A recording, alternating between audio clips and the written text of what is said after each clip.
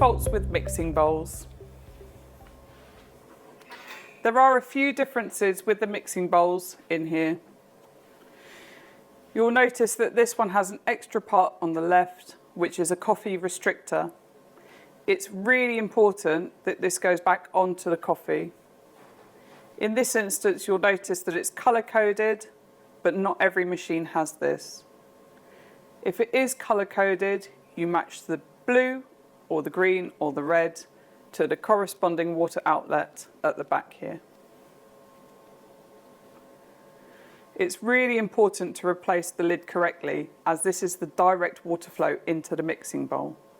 If it's not replaced correctly, then it can cause a leak internally.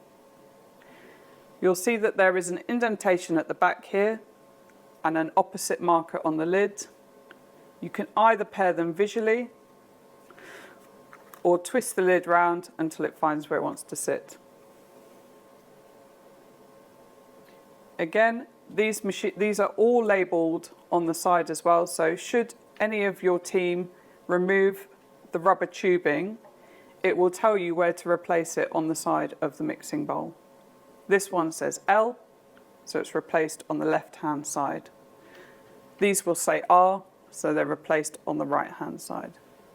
We advise that you do not remove the rubber tubing from the mixing bowls.